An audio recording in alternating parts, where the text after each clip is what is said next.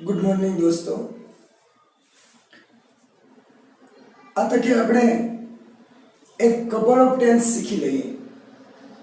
Couple of tense અહીંયા હું રજૂ કરું છું, ધ સિમ્પલ પ્રેઝન્ટ અને the simple future.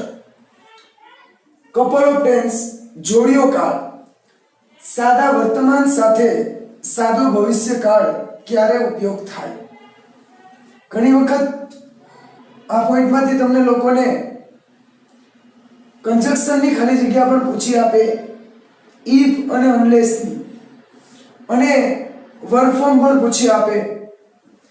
Completion the sentences 12th standard વાળાને અધૂરું વાક્ય પૂરું કરવાનું હોય એમાં પણ ઉપયોગી થશે। જુઓ,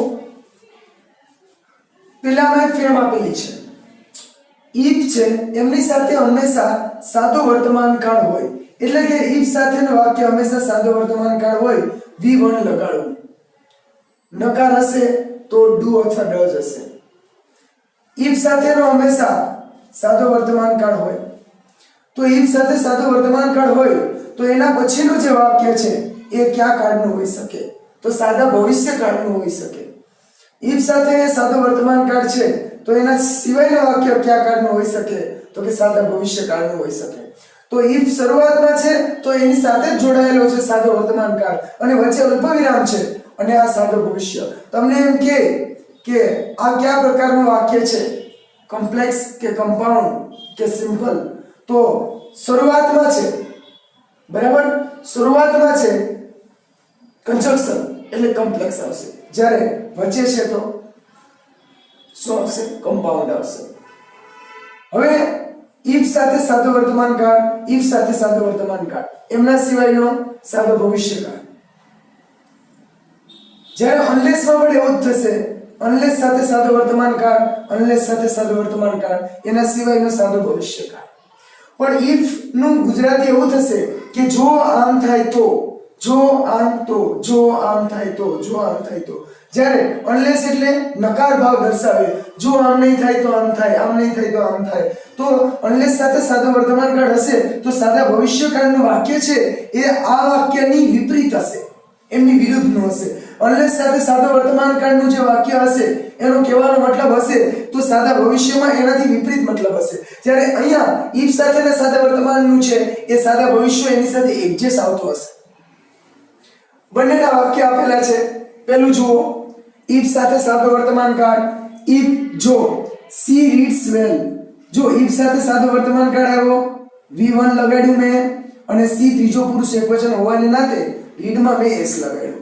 તો ઇફ સી રીડ્સ વેલ, જો તેણી સારી રીતે વાંચે, she will get good mark. તો અહીંયા પછીનું વાક્યમાં શું આવ્યું? તો કે વિલ પ્લસ V1 આવેલું છે, તો કે she will get good marks. જો તેણી સારી રીતે વાંચે તો એને સારા માર્ક તે મેળવી શકશે, જો તેણી સારી રીતે વાંચે તો તેણી સારા માર્ક મેળવી શકશે। હવે આમાં ખાલી જગ્યા ક્યાં આપી શકે હું વાત કરું, ઇફ ની જગ્યાએ પણ બ્લેન્ક્સ પૂછી શકે, રીડ્સ છે ત્યાં પણ બ્લેન્ક્સ પૂછી શકે, વિલ ગેટ છે ત્યાં પણ બ્લેન્ક પૂછી શકે,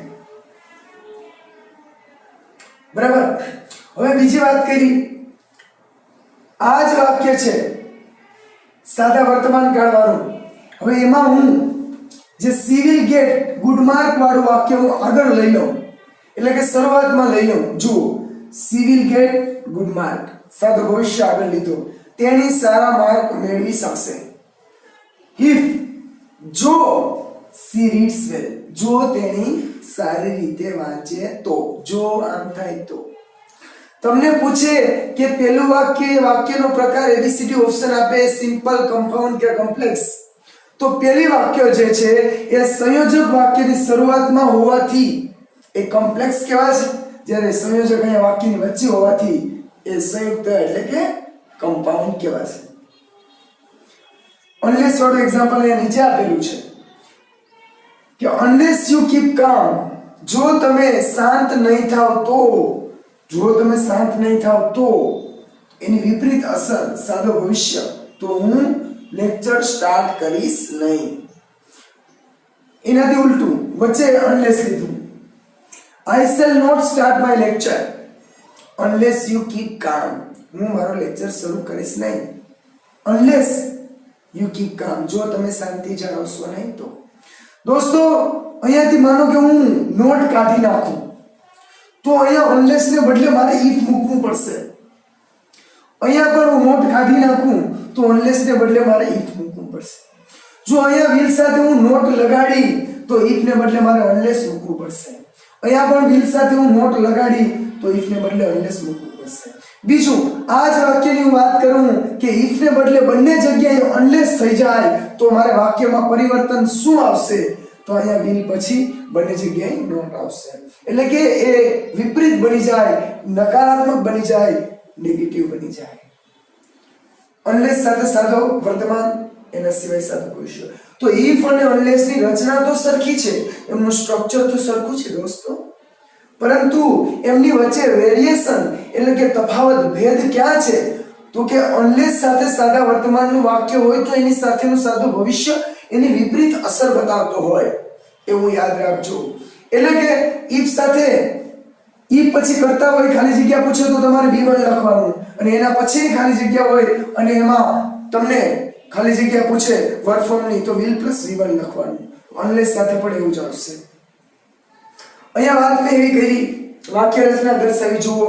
ઇફ કરતા હોય તો V1 લખશો, એના સિવાયનું વાક્ય will plus V1 લખશો. ઇફ યુ વર્ક હાર્ડ, જુઓ V1 આવ્યો અહીંયા. અહીંયા હી સીટ હોત તો હું અહીંયા એસ કરે, પણ હી સીટ કઈ છે નહીં, ત્રીજો પુરુષ એકવચન. કૃણાલ હોત તો પણ હું એસ કરે, ત્રીજો પુરુષ એકવચન થાત, પણ યુ ત્રીજો પુરુષ નથી, બીજો પુરુષ છે. ઇફ યુ વર્ક હાર્ડ, જો તું ખૂબ જ કામ કરી, સખત અઘરું કામ કરી, જો તું મહેનત કરી, અલ્પવિરામ, તો એના પછીના વાક્યમાં શું આવશે? યુ ખાલી જગ્યા ધ એક્ઝામ, કૌંસમાં તમને પાસ આપ્યું તો શું લખશો તમે? તો વિલ પાસ લખીશું. તો you will pass the exam. હવે દોસ્તો બીજી વાત મારે કહેવાની મિત્રો તમને એ છે કે ઇફ સાથે મેં તમને કીધું કે સાદો વર્તમાન આવે, એ વાત બરાબર છે, પણ અમુક સંજોગોમાં ઇફ સાથે V2 આવી ગયું.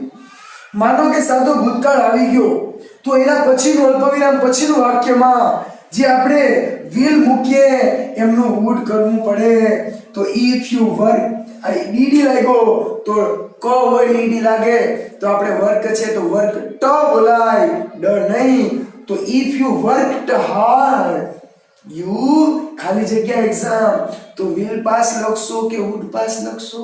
તો અહીંયા ed છે તો will નું શું થઈ જશે? would થશે. આ યાદ રાખો. તમને if you ખાલી જગ્યા hard, you would pass the exam, તો અહીંયા would આવેલું છે તો અહીંયા શું લખશો તમે? V2 લખશો. અને આ બાબતની વધારે ડિસ્કસ આપણે આમના પછીના અમુક લેક્ચર પછી પોઈન્ટ શીખવાનો આવશે. પરફેક્ટ ઓક્સિલરી, પરફેક્ટ મોડેલ, એમાં if પ્લસ હેડ સાથે વાક્ય હોય, if અને હેડ વાળું વાક્ય હોય તો એના પછીનું વાક્ય તમારે would have plus V3 કે could have plus V3 લખવું પડે. હવે અગાઉ વાત કરી, અહીંયા થોડીક મેં અમુક 8 બ્લેન્ક્સ આપી. હવે if you help me, if સાથે V1 છે, જુઓ ખાસ you છે એટલે s નથી લગાડ્યો. જો તું મને મદદ કરે, આઈ ખાલી જગ્યા યુ મની, તો હું તને પૈસા આપીશ. તો ખાલી જગ્યામાં તમને give આપ્યું ખાલી ઓપ્શનમાં તો શું આવશે? તો if સાથેનું વાક્ય V1, એના પછીના વાક્યમાં will અથવા shall ગમે તે, તો I shall give નું મૂળ રૂપ રહેશે give. પણ અહીંયા હેલ્પમાં ed લાગ્યું હોત તો હું shall નું should અથવા તો શું કરાત? would કરાત. બરાબર છે. Mitesh will win the race, Mitesh race એટલે કે દોડ જીતશે. તો Mitesh will win the race, આ સાદો ભવિષ્ય આપ્યો અને પછી સાદો વર્તમાન આપ્યો. જુઓ V1 he છે, ત્રીજો પુરુષ એકવચન હોવાને નાતે s લગાડેલો હોય. તો અહીંયા ખાલી જગ્યામાં તમને ઓપ્શન 2 આપું છું, તમે વિચારી રાખ્યા હશે ઓપ્શન શું આવશે? if કે unless. અહીંયા હું if લખું કે unless લખું? તો જુઓ મિતેશ, આનું ગુજરાતી કરો તો મિતેશ રેસ જીતશે જો તે ઝડપથી દોડશે તો. તો if બરાબર છે, ચલો if આવ્યું. પણ અહીંયા he does not fast એવું આવ્યું હોત તો અહીંયા unless આવે. તો જો તે ઝડપથી નહીં દોડે તો રેસ એ નહીં જીતી શકે. તો આવી રીતે વાત છે કે Mitesh will win the race if he runs fast. Mitesh race જીતશે જો ઝડપથી દોડે તો. વર્તમાનની વાત આવી. અને ઘણી વખત એવું છે કે ઇફ સાથે સાદો ભવિષ્ય હોય તો પછીનું વાક્ય પણ સાદો ભવિષ્ય જ આવતો હોય, અને ઇફ સાથે સાદો વર્તમાન હોય તો પછી સાદો વર્તમાન આવતું હોય. પણ મેજોરિટી 80% કિસ્સાઓમાં 80% કિસ્સાઓમાં ઇફ સાથે સાદો વર્તમાન, એમના પછીનું વાક્ય સાદો ભવિષ્યકાળ હોય છે. Third one, unless Dhoni played વેલ. જો ધોની સારું ન રમ્યો હોત તો. બીટું આવી ગયો સાદો ભૂતકાળ. જો ધોની સારું ન રમ્યો હોત તો ઇન્ડિયા ખાલી જગ્યા નોટ વિન ધ મેચ. તો ભારત મેચ જીતી શકે નહીં. તો કેન આવશે કે કુડ. તો V2 છે તો કેનનું ભૂતકાળનું રૂપ કુડ લખે તો ભારત મેચ જીતી શક્યું હોત નહીં. Brinda will succeed. જો ભાઈ સક્સેસ નાઉન છે એનું મેં આ વર્બ બનાવ્યું છે સક્સીડ. બરાબર છે.